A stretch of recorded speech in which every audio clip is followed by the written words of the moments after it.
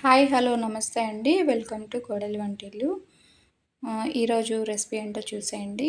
మీ అందరికీ all time favourite అయితే comment చేయడం, లైక్ చేయడం అస్సలు మర్చిపోవద్దు.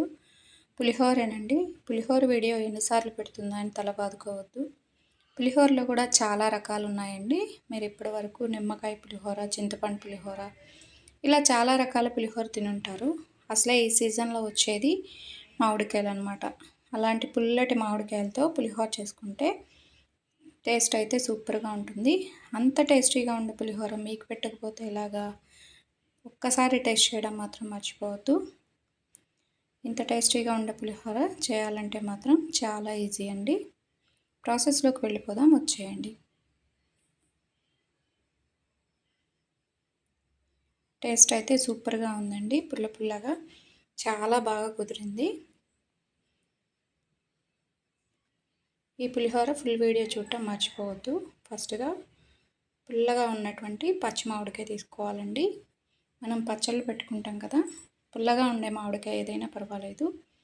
పచ్చిగా మనం తురుముకుంటే తురుము చక్కగా వచ్చేలాగా ఉండే మామిడికాయ తీసుకొని చక్కగా ఇలాగ దానికి తొక్క మొత్తం ఇలా పీల్ చేసుకోవాలి.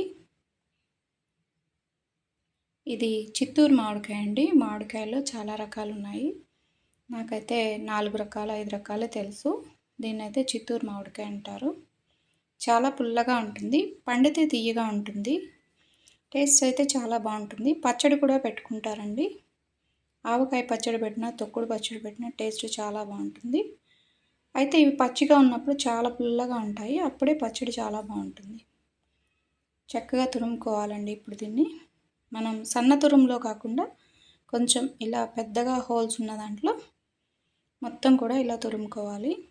ఇక్కడ నేను ఒక మామిడికాయని తురిమితే నాకు వచ్చిన ఆ తురుముతో నేను 4 గిద్దల రైసు అంటే 1/2 కేజీ పులిహోర వస్తుందండి. 1/2 కేజీ పులిహోరకి పర్ఫెక్ట్గా సరిపోతుంది. ఇక మొత్తం కూడా ఇలా సన్నగా తురిమి పెట్టుకోవాలన్నమాట. నాకు ఇంత తురుము అయితే వచ్చిందండి. తర్వాత ఒక బాండీ పెట్టుకోవాలి. దానిలోకి ఆయిల్ అనేది యాడ్ చేసుకోవాలి. 1/2 కప్ ఆయిల్ అయితే సరిపోతుందండి. 1/2 కేజీ అన్నానికి 1/2 కప్ ఆయిల్ అయితే పర్ఫెక్ట్గా సరిపోతుంది. ఆయిల్ కాస్త వేడవగానే తాలింపు గింజలు వేసుకోవాలి. అవి కాస్త చిటపటలాడుతూ ఉన్నప్పుడు పచ్చిశనగపప్పు, మినప్పప్పు, వేరుశనగపప్పు, ఇంకా మీ దగ్గర జీడిపప్పు అవైలబుల్గా ఉంటే జీడిపప్పు కూడా వేసుకోవచ్చు. నాకు పప్పులు అనేది ప్రతి ముద్దకి తగిలితే చాలా ఇష్టం అనమాట.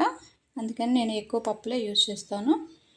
తర్వాత ఎండుమిరపకాయలు ఒక 4, కరివేపాకులు ఒక 3 రెమ్మలు అన్నీ వేసుకోవాలి. అన్నీ కూడా చక్కగా నీట్గా ఫ్రై అయిపోవాలి.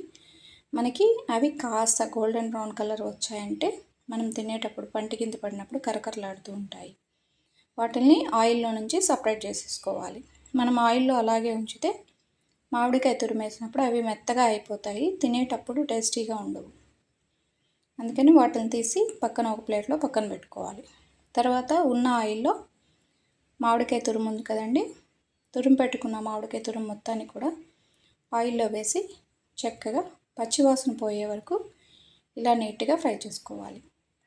ఈలోపు మనం సైడున కుక్కర్లో ఒక 1/2 కేజీ రైస్ వేసి ఒక 2 గ్లాసులు రైస్ వేసుకొని దానికి 4 గ్లాసులు వాటర్ వేసుకొని 1 స్పూన్ ఆయిల్ వేసుకొని చక్కగా స్టవ్ మీద కుక్ చేసుకోవాలి. నేనైతే ఇక్కడ రైస్ కుక్కర్లో రైస్ పెట్టేసానండి ఆల్రెడీ. తర్వాత ఒక 1/2 టేబుల్ స్పూన్ పసుపు మామిడికాయ తురుములో వేసుకోవాలి. రైస్ ఉడుకుతూ ఉంటుంది. మనం ఈలోపు ఈ ప్రాసెస్ అనేది కంప్లీట్ చేస్తే పులిహోర చేయడం అనేది చాలా ఈజీ.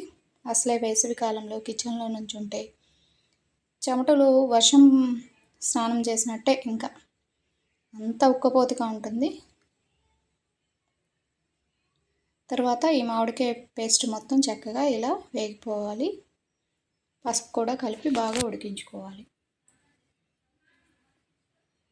మనకి తురుము పట్టుకొని చూస్తే తెలుస్తుందండి చక్కగా ఉడికిపోయినట్టు. అప్పుడు మనం స్టవ్ ఆఫ్ చేసుకోవాలి. చూసారా, ఆయిల్ అనేది సపరేట్ అయిపోతుంది మనకి మామిడికాయ తురుములో నుంచి. ఇలా ఆయిల్ సపరేట్ అవగానే స్టవ్ ఆఫ్ చేసుకోవాలి.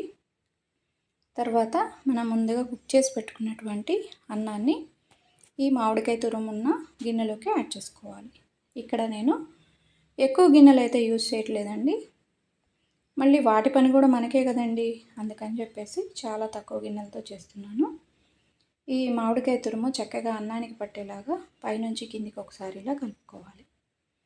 ఈ వేడి మొత్తం తగ్గిపోయాక అప్పుడు మనం చక్కగా చేత్తో కలుపుకోవచ్చు. ఇప్పుడైతే అన్నం చాలా వేడిగా ఉంది కదండి, అందుకని ఇలా గరిటెతో కలుపుకుంటున్నాను. పైనుంచి కిందికి మామిడికాయ తురుము చక్కగా అన్నంలో కలిసేటట్టు ఇలా కలుపుకోవాలండి. పులిహోర కలపటం అన్ని రకాల పులిహోరల కన్నా ఈ సమ్మర్ సీజన్లో మనం చేసుకునే మామిడికాయ పులిహోర టేస్ట్ అయితే చాలా చాలా బాగుంటుందండి. తర్వాత మనం ముందుగా వేయించి పెట్టుకున్న తాలింపు గింజలు మొత్తాన్ని కూడా ఇప్పుడు దీనిలోకి యాడ్ చేసుకోవాలి.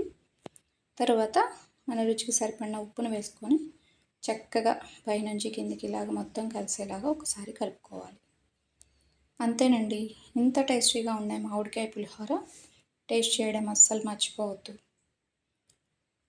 వీడియో తీయడం చాలా ఈజీ అండి, ఎడిట్ చేయడం ఇంకా ఈజీ, కానీ ఆ వీడియో మొత్తాన్ని షూట్ చేసి పోస్ట్ చేస్తే అంత లెందీ వీడియో చూడటం అనేది ఇష్టపడరు. కాబట్టి మొత్తాన్ని కట్ చేసుకొని ఇలా ఎడిట్ చేసుకొని ఇలా పోస్ట్ చేస్తున్నాను. మామిడికాయ పులిహోర వీడియో చూడటం అస్సలు మర్చిపోవద్దు, చేసుకోవడం అస్సలు మర్చిపోవద్దండి. ఇంత టేస్టీగా ఉండే కమ్మటి మామిడికాయ పులిహోర చక్కగా ప్లేట్లో వేసుకొని పప్పుల పొడి వేసుకొని తింటే టేస్ట్ అయితే ఇంకా వేరే లెవెలే. నాలాగా పులిహోరలో ఉట్టి పులిహోర తింటారా లేదా పప్పుల పొడి వేసుకొని తింటారా అనేది కామెంట్ చేయడం మర్చిపోవద్దు. నా వీడియోస్ చూడండి, లైక్ చేయండి, షేర్ చేయండి, సబ్స్క్రైబ్ చేసుకోండి. Thanks for watching.